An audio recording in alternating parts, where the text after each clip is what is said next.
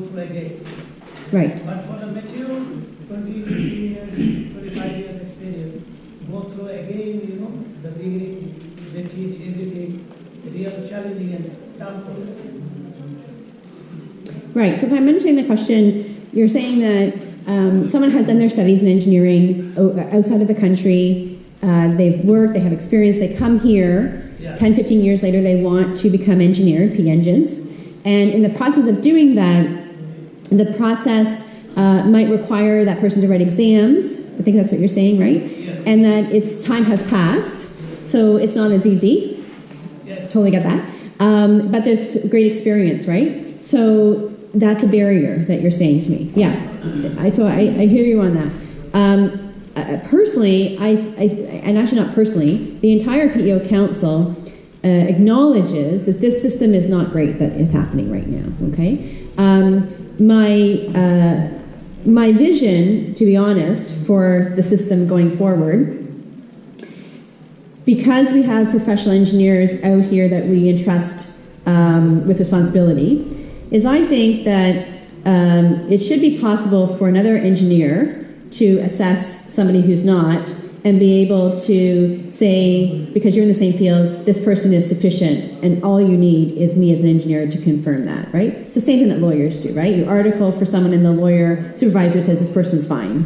So, I mean, that's kind of my vision for the process, which would be very different than what you're saying. But in the process today, what I would say to that is in terms of accommodation, two things. I think it's important to bring specific accommodation needs directly to the council, that those things get made into policy. So for example, that this is reflected on about how else do we assess someone's experience when they've been out of school for a while if they're an international graduate. But the second thing is when you are, so you've got the knowledge anyways, like you've got the knowledge because you have the experience. So can you find a way, not you, but can the applicant find a way to explain, just get a little deeper into explanation, which is giving that knowledge in the experience. Like they're not really disconnected.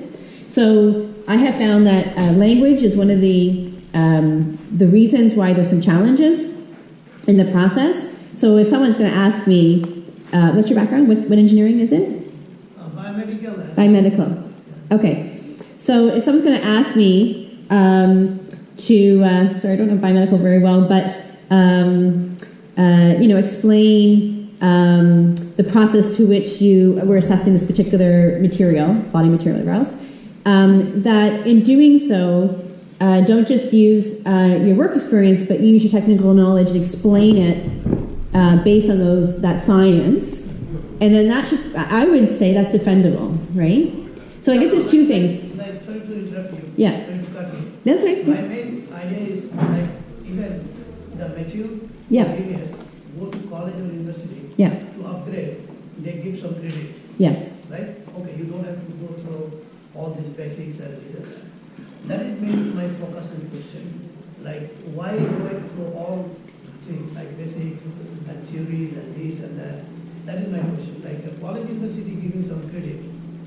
So they have to cut down and they can shorten their time. So do we engineering have some kind of process or accommodation for the mature and experienced engineers? Right. Okay, so I don't have a direct answer for you because I think they're case-by-case scenarios is how I understand how PEO goes through this process. But what I do recommend, and I recommend that you take this on because you have the deeper experience, is propose a better option.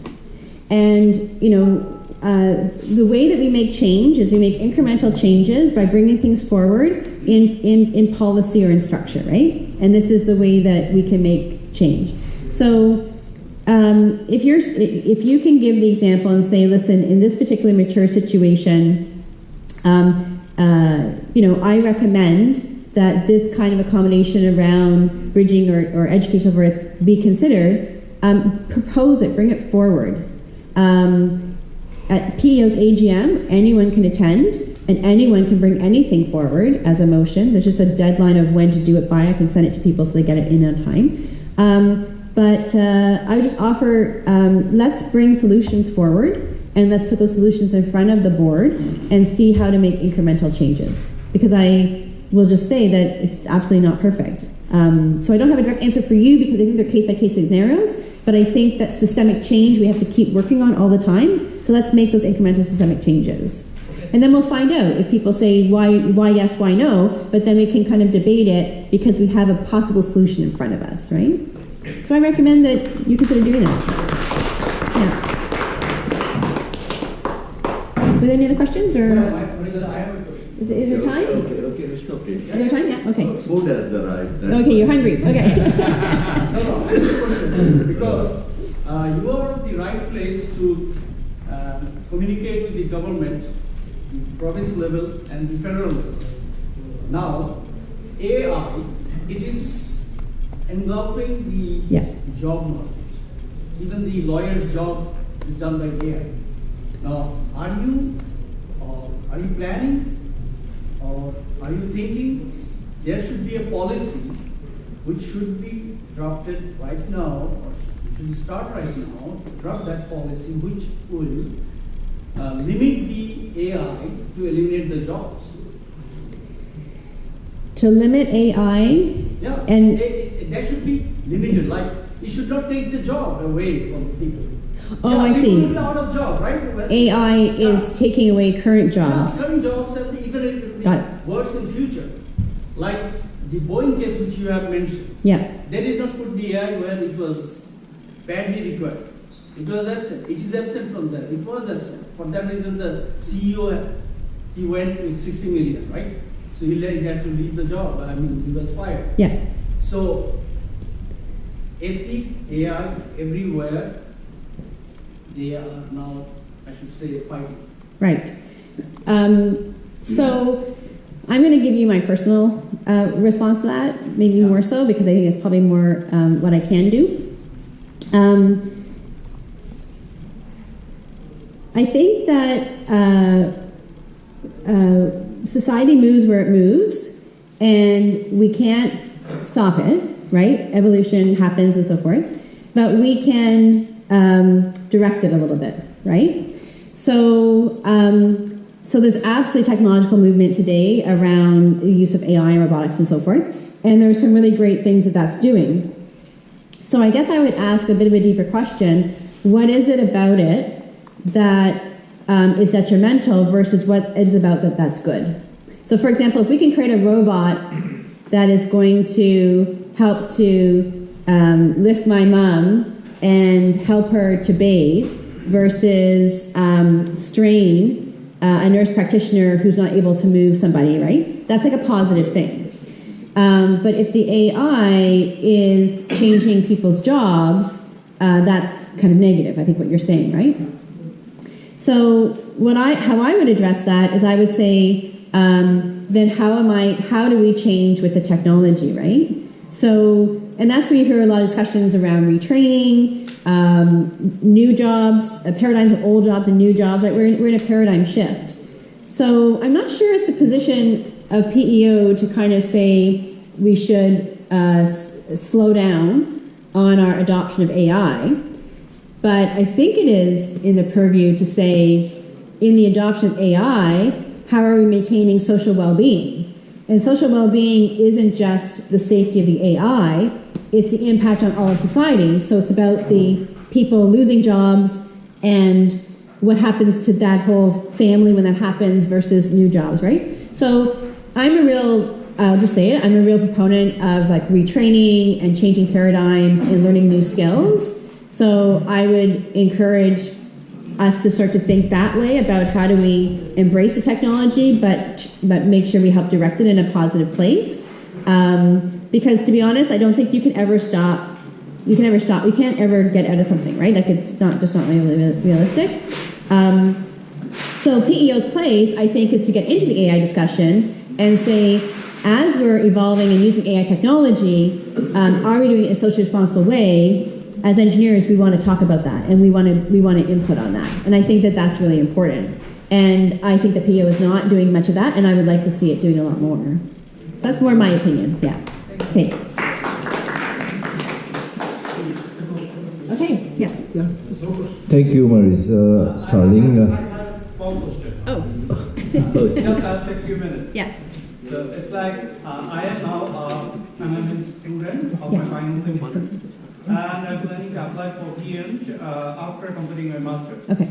The fact is, I don't have the Canadian experience which is required for this PN. So actually, I'm really trying for a job that will give me some Canadian engineering experience. But my question is, if I don't get, then if there are any program at PEO, like mentoring or any mentorship program that can give me the engineering experience that will help me to get the PhD license. Is there any program at PEO? Yeah. So the answer is not right now. Okay. And I'll explain this to you. So the first thing is that Ontario's Fairness Commissioner has come to many professions, including engineers, and has said it is unfair to expect someone to get Canadian experience. And so you need to revamp your process. Okay? So that's on the task list for PEO, which is why I said not right now. Okay? I think PEI and another province, or maybe it's just PEI, has thought about an alternative. And the alternative is, taking some courses. For example, I know law, again, if I take an example to law does the same thing. If you can't get an articling position, you can take a course. So there are examples out there of alternatives, and it is on PEO's, it's not on their radar. They need to, we need to have an alternative because it's been identified as unfair, right? Which is completely true, in my opinion. So I would hope in this next year that there's movement on that. And the only other thing that can be done in the interim is you can get a monitor. And this is a little tricky because, it depends on your work. But if you can find a Canadian PN, not that's working with you, but it's willing to be your monitor, but they've got to be kind of in the same field, and they're willing to kind of oversee what you're doing, they can become that supervisor. However, I'll just be honest, we know there's gaps in that because, for example, if you're working on very privileged information, then your organization is not going to let someone, learn about it, right? So it depends on the kind of work that you're doing as to how likely you can do that. So you can find a monitor, which is anyone, could be in this community, anybody who is willing to review your work and do that role. But the other thing is that PEO has to come up with an alternative. Yeah. It's a great question. Super. Yeah. Thank you for your time. Once again, thank you very much, Marisa, for being with us and for your valuable information. And you praised Bangladesh community. I liked it. Come to Bangladesh one time and you'll see how they are friendly. Now I request Mr. Habibur Rahman, our Director Administration, to give this gift to Marisa as a token of Asian culture. Okay. It's gorgeous. Thank you. This is from Ashmi. Thank you. That's lovely. You can open it again. That's lovely wording on the box too. Let's take a picture. Okay, that's good. Yeah. Yes. Just a moment.